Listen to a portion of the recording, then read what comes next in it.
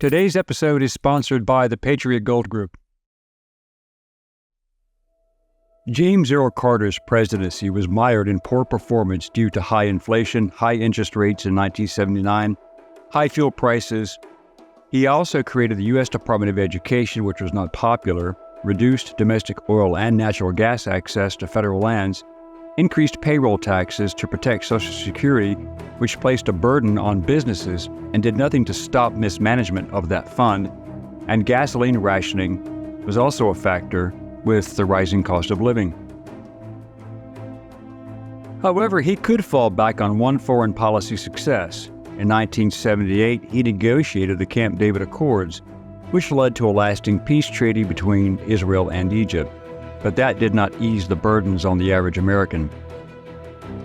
In 1979, President Carter also negotiated the SALT II nuclear limitation treaty with the Soviets. But 6 months later, the Soviets invaded Afghanistan, which prevented the agreement's ratification. But the Iran hostage crisis was what destroyed his political career, and the mission he launched to rescue them sealed his fate. What was Operation Eagle Claw? Why was it considered necessary? What was the result? Hello, I'm Colin Heaton, military veteran, historian, author, and welcome to this episode of Forgotten History.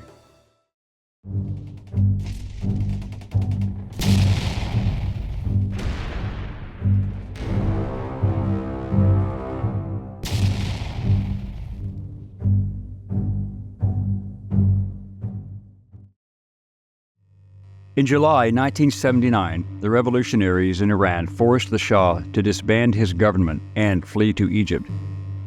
The Ayatollah Khomeini took his place. Ayatollah Ruhollah Khomeini returned from exile in France, installed a militant Islamist government, while the Shah was allowed to arrive in New York for cancer treatments. Infuriated that the Shah would not be returned to Iran to stand trial, the anti-Shah pro-Islamists stormed the U.S. Embassy and seized 66 hostages on November 4, 1979, holding mostly State Department personnel, Marines, and local and foreign national employees. The seizure of the embassy sent shockwaves around the world. This was an act of war by any standard. But President James Earl Jimmy Carter was not about to launch a direct military operation against Iran. The day the embassy fell, 6 American diplomats evaded capture by hiding in the home of Canadian diplomat John Sheardown. Canadian Prime Minister Joe Clark issued them Canadian passports, allowing them to be flown to freedom. This became known as the Canadian Caper. Negotiations started, but they were getting nowhere, although later, in time, 13 hostages were released, such as the women, African Americans, and citizens of other countries. During the taking of the embassy, classified documents connecting the CIA and Britain's MI6 confirmed the joint Operation Ajax, which took down Iranian President Mohammad Mossadegh, the leader of the National Front, in 1953.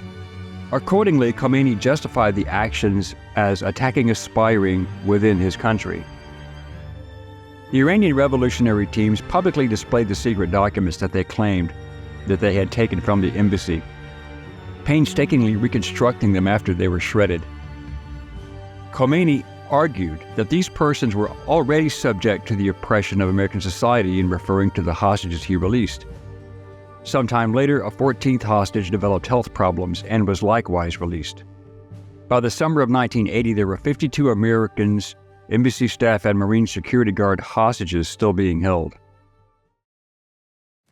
In 2020, the U.S. debt was $23 trillion and gold $1,500 an ounce. 2023, $33 trillion and gold is over $2,000 an ounce.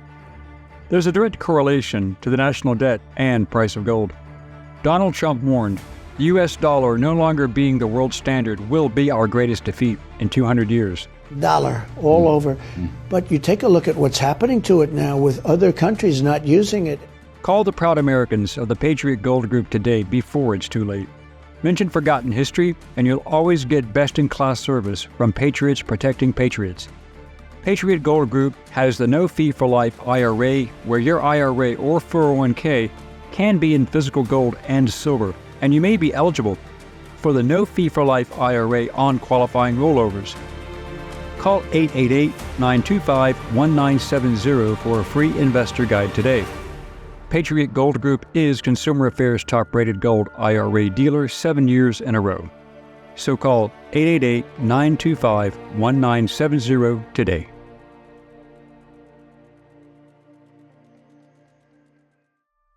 The hostages endured various forms of demeaning and terrifying treatment, such as being blindfolded and paraded in front of TV cameras and through aggressive crowds. They were not allowed to speak or read and have any contact outside of their captors. The Carter administration was very concerned about their fate, and the hostages themselves never knew if they would be tortured, murdered, or eventually freed. National Security Advisor Zbigniew Brzezinski clashed with Secretary of State Cyrus Vance, as Brzezinski wanted a military operation and Vance did not. Both men met with Carter, and after meeting with the Joint Chiefs of Staff, as Deputy Secretary of State, Warren Christopher attended in Vance's place, but he did not inform Vance. Vance was furious that he had been left out of the decision-making process, believing that diplomacy could still work, and he openly called Brzezinski evil for even considering such a military operation, and then working behind his back.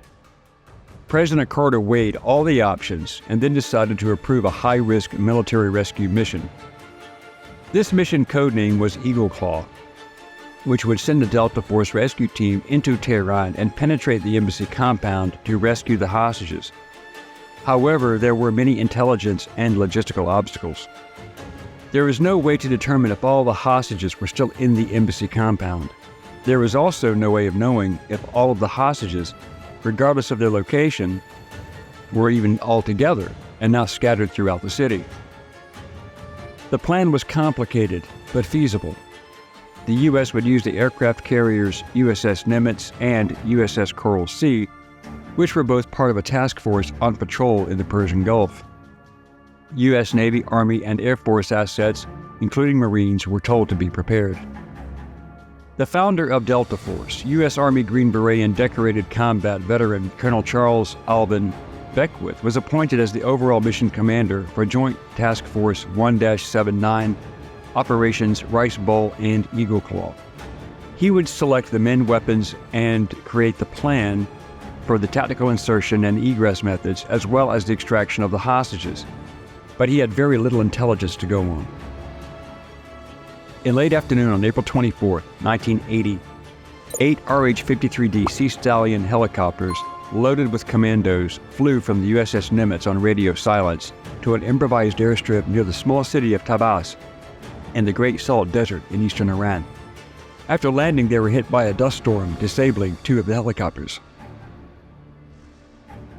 The problems began 2 hours into the flight, when helicopter number 6 saw a warning light indicating that a main rotor might be cracked.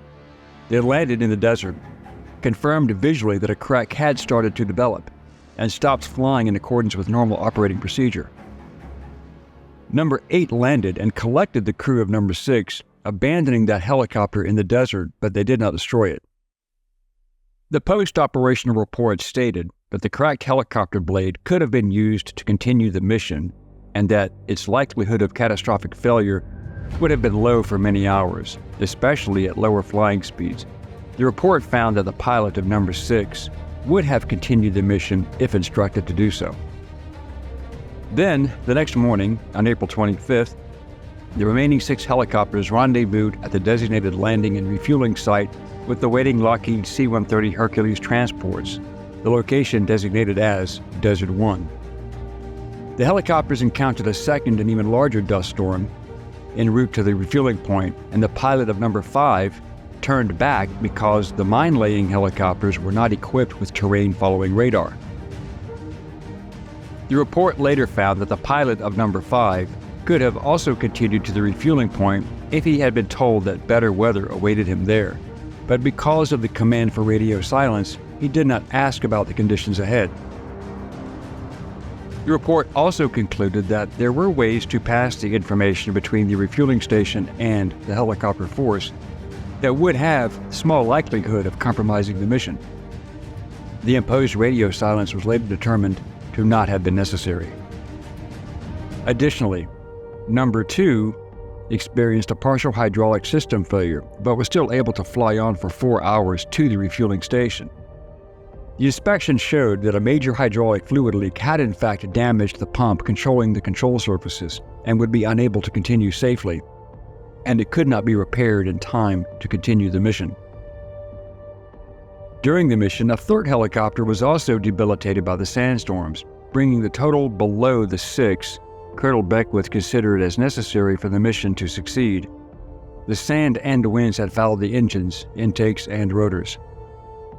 Beckwith, down below the minimum required helicopters for mission accomplishment, then recommended that the mission be aborted, and Carter approved his decision. Then, as if things could not get any worse, as the helicopters relocated for their refueling, one RH-53D Sea Stallion collided with one of the C-130 tankers and crashed, destroying both aircraft, and the explosion killing 8 U.S. servicemen, 5 Air Force airmen, and 3 Marines, and injuring several more. The result of the failed mission was 1 Iranian civilian and 8 American servicemen killed and others injured. No hostages located and rescued, and a public relations disaster for Carter, as he was running for re-election against former actor and California Governor Ronald Reagan, who pounced upon the indecision and incompetence of the administration. Those Americans killed were Major Richard Bakke, Major Harold Lewis Jr., Technical Sergeant Joel C. Mayo, Major Lynn McIntosh, and Captain Charles McMillan II, all from the 8th SOS, as well as Marines Sergeant John Harvey, Corporal George Holmes Jr., and Staff Sergeant Dewey Johnson. Khomeini called the event divine intervention by Allah, and the Iranian officials who wanted to release the hostages, such as President Bani Sadr, lost credibility. Iran exploited the failure, and in America, on April 25th, President Carter addressed the nation to explain the mission and failure. He stated, quote, "There was no fighting, there was no combat. We were all convinced that if and when the rescue operation had been commenced, that it had an excellent chance of success. To the families of those who died and who were wounded, I want to express the admiration I feel for the courage of their loved ones and the sorrow that I feel personally for their sacrifice." End quote. After the mission's failure, U.S. Secretary of State Cyrus Vance resigned, but other factors were in motion, and in September 1980, Iraq invaded Iran, starting an 8-year war, which saw the Iranian government enter negotiations with the U.S., using Algeria acting as the mediator. In May 1980, the Joint Chiefs of Staff had commissioned the Department of Defense Special Operations Review Group to evaluate the underlying causes of the botched rescue mission, examining every stage from planning and organization to mission command and control.